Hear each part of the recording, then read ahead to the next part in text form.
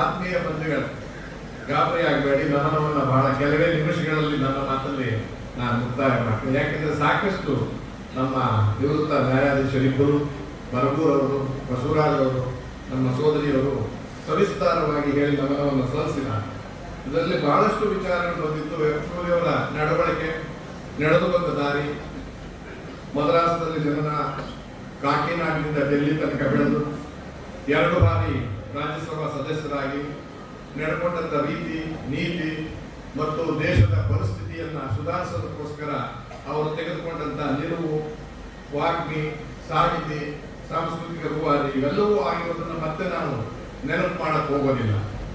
ಅಲ್ಲಿ ಬಹಳಷ್ಟು JNU ಯೂನಿವರ್ಸಿಟಿನಲ್ಲಿ ಹೋರಾಟ ಮಾಡಿ ಎಮರ್ಜೆನ್ಸಿ ಪೀರಿಯಡ್ ನಲ್ಲಿ ಶ್ರೀಮತಿ ಇಂದಿರಾ ಗಾಂಧಿ ಅವರ ವಿರುದ್ಧವಾಗಿ ರಾಜೀನಾಮೆಯನ್ನು ಕೇಳಿ ಅವತ್ತು ದೊಡ್ಡ ಸುದ್ದಿ ಆದಂತಹ ವ್ಯಕ್ತಿತ್ವ ಬೆಳೆಸಿಕೊಂಡಿದ್ದಾರೆ.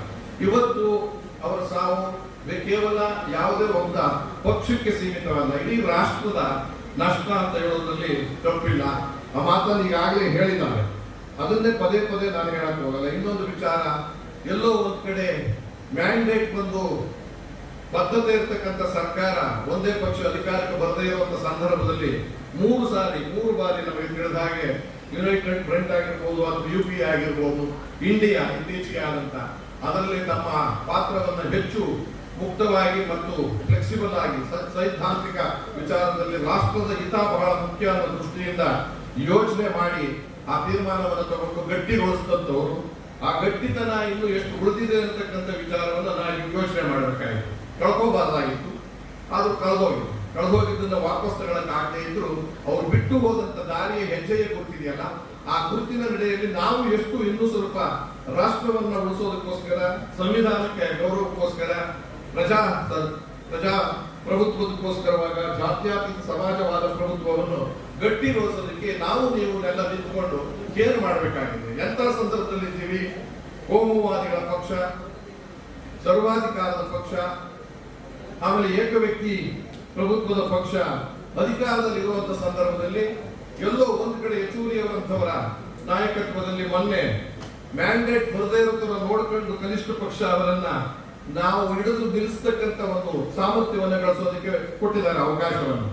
ನಾನೊಂದು ಪಕ್ಷದ ಅಧ್ಯಕ್ಷನಾಗಿ ಅಲ್ಲ, ಅವರ ಅಭಿಮಾನಿಯಾಗಿ, ಪ್ರೇರಣೆಯಾಗಿ, ಅವರ ಮಾತುಗಳು, ಅವರ ಚಿಂತನೆಗಳು, ಅವರ ಹೋರಾಟಗಳು ಅವೆಲ್ಲವನ್ನು ತುಂಬಾ ಅಭಿಮಾನವನ್ನ ಪರೋಕ್ಷವಾಗಿ ನಾನು ಪಡ್ಕೊಂಡಿದ್ದೀನಿ. ಆ ದೃಷ್ಟಿಯಿಂದ ಹೇಳ್ತಾ ಇದ್ದೀನಿ. ಈಗ ಅವರಿಗೆ ನಮನವನ್ನ ಹಿಂದಿನ ಕಥೆಯಿಂದೆಲ್ಲ ನಾನು ಹೇಳಕ್ ಹೋಗದೆ, ಸಂಪೂರ್ಣವಾಗಿ ಕಪ್ಪು ಚಿಕ್ಕೆ ಇರತಕ್ಕಂಥ ಒಬ್ಬ ವ್ಯಕ್ತಿ, ದೇಶಕ್ಕೆ ಈಗಿನ ಪರಿಸ್ಥಿತಿಯಲ್ಲಿ ಅಗತ್ಯತೆ ಇತ್ತು. ನಾವು ನೀವು ಸಾಮಾನ್ಯ ಜನರು ಯಾರಿದ್ದೀವಿ ಅವರೆಲ್ಲರೂ ಒಬ್ಬೊಬ್ಬರು ಹೆಚ್ಚುವರಿಯಾದಾಗ ಮಾತ್ರ ಈ ದೊಡ್ಡ ಘಟಸರ್ಪವನ್ನ ಕಡಿಮೆ ಮಾಡಿ ಶಕ್ತಿಯನ್ನು ಕೂಗಿಸಿ ಒಂದು ರೀತಿಯ ಪ್ರಜಾಪ್ರಭುತ್ವವನ್ನು ತರುವುದಕ್ಕೆ ಸಾಧ್ಯ ಆಗುತ್ತೆ ಅನ್ನೋ ಮಾತನ್ನ ಹೇಳೋದಕ್ಕೆ ಬಹಳ ಇಷ್ಟಪಡ್ತೀನಿ. ಬಹಳ ನೇರವಾಗಿ ಟೀಕೆ ನಾನು ಮಾಡಕ್ ಹೋಗಲ್ಲ, ಆದ್ರೆ ಇವತ್ತಿನ ಪರಿಸ್ಥಿತಿಗೆ ನಾವು ನಮನ ಯಾವ ರೀತಿ ಸಲ್ಲಿಸಬೇಕು ಇವರೆಲ್ಲ ಹೇಳುವುದಕ್ಕಿಂತ ಹೆಚ್ಚಾಗಿ ಸಂವಿಧಾನ ಬದಲಾವಣೆ ಚಿಂತನೆ ಮಾಡುವ ಪ್ರಭುತ್ವವನ್ನು ಹೋಗಲಾಡಿಸಬೇಕಾಗಿದೆ. ಜಾತಿವಾದದ ಪ್ರಭುತ್ವ, ದರೋಡೆಕೋರರ ಪ್ರಭುತ್ವ, ಕದೀಮರ ಪ್ರಭುತ್ವ, ಅತ್ಯಾಚಾರಿಗಳ ಪ್ರಭುತ್ವ, ಮಾನಭಂಗದವರ ಪ್ರಭುತ್ವ, ಕೋಮುವಾದದ ಪ್ರಭುತ್ವ, ಸರ್ವಾಧಿಕಾರದ ಪ್ರಭುತ್ವ, ಮೂಲಭೂತವಾದಿಗಳ ಪ್ರಭುತ್ವವನ್ನ ಹತ್ತಿಕ್ಕೋದಕ್ಕೋಸ್ಕರವಾಗಿ ಆದರೂ ಕೂಡ ಇವತ್ತು ಅವರಿಗೆ ನಮನ ಸಲ್ಲಿಸಬೇಕಾಗಿರೋದು ಹೂವು ಹಾಕೋದ್ರ ಮುಖೇನ ಅಲ್ಲ, ಹೊಗಳೋದ್ರ ಮುಖೇನ ಅವರ ಗಟ್ಟಿಯಾಗಿ ನಿಲ್ಲೋದಕ್ಕೆ ಆ ಯಚೂರಿಯವರ ತತ್ವ ಸಿದ್ಧಾಂತ ನಿಲ್ಲಬೇಕಾದ್ರೆ ಇದನ್ನ ಹೋಗಲಾಡಿಸಬೇಕಾಗಿದೆ. ಇವತ್ತು ಏನ್ ಇಂಡಿಯಾ ಅಂತ ಮಾಡಿದ್ದೀರೋ ಅದಕ್ಕೆ ಇನ್ನೂ ಬಲ ಬರಬೇಕಾಗಿದೆ. ಮಂತ್ರಿಗಳು ಹೊರಟೋದ್ರು, ಇದಕ್ಕೆ ಹೆಚ್ಚಿಗೆ ಶಕ್ತಿ ಬರಬೇಕಾದ್ರೆ ನಿಮ್ಮ ಕೊಡುಗೆ ಜಾಸ್ತಿ ಇದೆ. ನೀವು ಇವತ್ತಿನ ದಿವಸ ಎಲ್ಲ ಕಡೆ ಅಧಿಕಾರಕ್ಕೆ ಬರಕ್ಕೆ ಇವರೆಲ್ಲರೂ ಕಾರಣರಾಗಿರೋದ್ರಿಂದ ಈಗ ನೀವು ನಿಮ್ಮ ಇಕ್ಕಟ್ಟು ಬಿಕ್ಕಟ್ಟು ಮತ್ತು ನಿಮ್ಮ ಈ ಬದಲಾವಣೆಯ ವ್ಯವಸ್ಥೆಯಲ್ಲಿ ತಗೊಳ್ಳುವ ತೀರ್ಮಾನವನ್ನು ಅಧಿಗೊತ್ತಿ ಸಂವಿಧಾನವನ್ನು ಉಳಿಸೋದಕ್ಕೆ, ಪ್ರಜಾಪ್ರಭುತ್ವವಾಗಿ ಪ್ರಭುತ್ವವನ್ನು ಉಳಿಸೋದಕ್ಕೋಸ್ಕರವಾಗಿ ಗಟ್ಟಿಯಾಗಿ ನಿಲ್ಲದೆ ಹೋದ್ರೆ ನಿಮ್ಮನ್ನೂ ದೂರ ಇಟ್ಟು ಪರ್ಯಾಯ ವ್ಯವಸ್ಥೆಗೆ ಮನಸ್ಸು ಮಾಡಿದ್ರೆ ಮಾತ್ರ ಯಚೂರಿಯವರಿಗೆ ನಮನಕ್ಕೆ ನಾವು ಶಾಂತಿ ಕೊಡೋದು ಆಗುತ್ತೆ ಅನ್ನತಕ್ಕಂಥ ಚಿಂತನೆ ನನಗಿದೆ. ಹಾಗಂತ ನಾನು ದೂರ ಮಾಡಬೇಕು ಅಂತ ಹೇಳಿದ್ರೆ ಎಚ್ಚರಿಕೆಯಿಂದ ವಹಿಸದೇ ಇದೆ.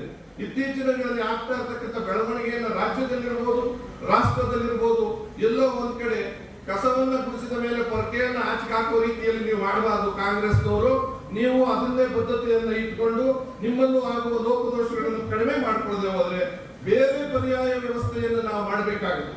ಆ ದೃಷ್ಟಿಯಿಂದ ಶೋಷಿತ ವರ್ಗದ ವಿಮೋಚನೆಗಾಗಿ, ಪರ್ಯಾಯ ವ್ಯವಸ್ಥೆಯ ಚಿಂತನೆಗಾಗಿ, ಇದರ ಜೊತೆಯಲ್ಲಿ ಈಗಾಗಲೇ ನಾನು ಹೇಳಿದ ಹಾಗೆ ಕಾಂಗ್ರೆಸ್ನವರು ಎಚ್ಚರಿಕೆಯನ್ನು ವಹಿಸಿಕೊಂಡ್ರೆ ಅವ್ರ ಜೊತೆ ಕೈ ಜೋಡಿಸಿ ಗಟ್ಟಿ ಮಾಡಬಹುದು ಅನ್ನೋ ದೃಷ್ಟಿಯಿಂದ ಈ ರೀತಿಯಾದ ಅವರ ಚಿಂತನೆಗಳಿಗೆ, ಅವರ ವಿಚಾರಗಳಿಗೆ, ಅವರ ಹೋರಾಟಗಳಿಗೆ, ಅವರ ಶ್ರೇಷ್ಠ ಪಟುತ್ವ ಸಂವಿಧಾನದಲ್ಲಿ ಏನ್ ಹೇಳಿದ್ರೆ ಅದಕ್ಕೆ ಅರ್ಥ ಬರುತ್ತೆ.